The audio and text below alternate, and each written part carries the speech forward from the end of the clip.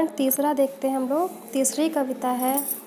पहले में बेटा आपके बसंत ऋतु का वर्णन था, दूसरे में फाल्गुन ऋतु का वर्णन था और तीसरी कविता में वर्षा ऋतु का वर्णन कवि पद्माकर ने किया है।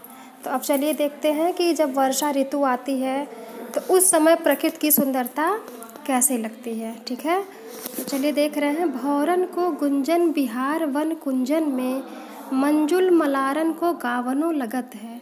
कहें पद्माकर गुमानहु ते मानहु तैं, प्राणहु तैं प्यारो मन भावनो लगत है।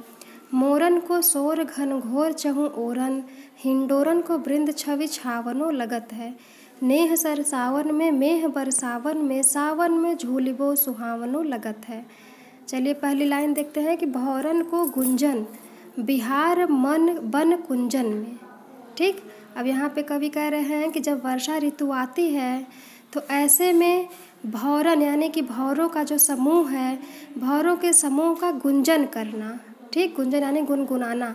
भौरों के समूह, वर्षा ऋतु में भौरों के समूह का या भौरों के झुंड का गुनगुनाना बिहार वन कुंजन में, और वन में भ्रमण करना। ठीक, यानी कि जो भौरे हैं वो वर्षा ऋतु में वनों में कलियों पे घूम रहे हैं और गुनगुना रहे हैं, तो उनका भ्रमण करना और गुनगुनाना ऐसा लगता है कि जैसे मंजुल मलारन को गावनो लगत है। मंजुल यानी कि प्रेमी प्रेमिका का जोड़ा। ठीक, तो ऐसा लगता है कि जैसे प्रेमी प्रेमिका का जोड़ा मलारन मल्हार राग गा रहे हों। ठीक, यानी कि यहाँ पे कवि कह रहे हैं कि जब वर्षा ऋतु आती है तो ऐसे में जो भौरों का समूह है, भौरों का जो झुंड है, उनका एक वृंत से दूसरे वृंत पर जाना और उनका गुनगुनाना, ये देख करके ऐसा प्रतीत होता है कि जैसे प्रेमी प्रेमिका की जो जोड़ी है वो मल्हार राग गा रहा है। मल्हार राग आप लोग जानते हैं ना, वर्षा के लिए मल्हार राग गाया जाता है वर्षा ऋतु में। तो ऐसा लग रहा है, उनके गुनगुनाने को सुन करके ऐसा लग रहा है कि जैसे कोई मल्हार गीत गा रहा हो। कहें पद्माकर गुमानहु ते मानहु तैं, प्राणहु तैं प्यारो मन भावनो लगत है। ऐसे में कवि पद्माकर कहते हैं कि वर्षा ऋतु में गुमानहु ते मानहु तैं, ठीक, प्राणहु तैं प्यारो मन भावनो लगत है।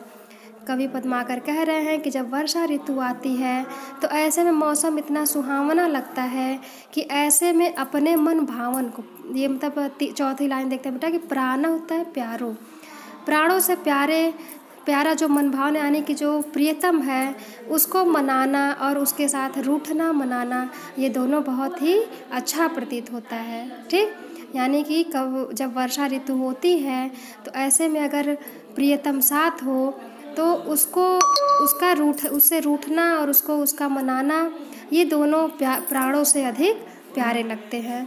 मोरन को शोर घन घोर चहु ओरन, हिंडोरन को बृंद छवि छावनो लगत है। कवि कहते हैं कि वर्षा ऋतु में मोर का जो शोर है, ठीक, यानी कि जो मोर का जो झुंड है उनका जो शोर है, घनघोर चहु ओरन, तेज आवाज़ में जो चारों ओर उनके बोलने की आवाज़ सुनाई देती है।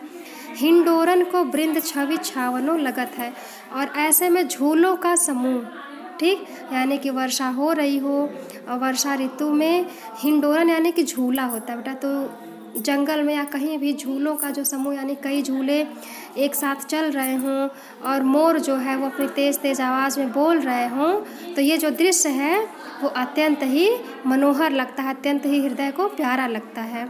नेह सर सावन में मेह बरसावन में, सावन में झूलिबो सुहावनो लगत है। कवि कह रहे हैं कि नेह सर सावन में मेह बर सावन में, यानी कि जब वर्षा होती रहती है, मेह यानी बादल, बरसावन यानी बरसते रहते हैं, यानी कि जब वर्षा होती रहती है तो ऐसे में अपने प्रियतम के ऊपर नेह सर सावन, नेह मतलब होता है प्रेम, सर सावन यानी कि बरसाना, तो ऐसे में अपने प्रियतम के ऊपर, अपने प्रियजनों के ऊपर प्रेम बरसाना, और सावन में झूलिबो सुहावनो लगत है, और साथ में ही सावन में झूला झूलना बहुत ही सुहाना लगता है। यानी कि जब वर्षा ऋतु होती है तो ऐसे में ये जो सारी प्राकृतिक क्रियाएं होती हैं मनुष्यों के द्वारा और प्राकृतिक जीव जंतुओं के द्वारा, तो ये बहुत ही हृदय को सुहावना प्रतीत होता है।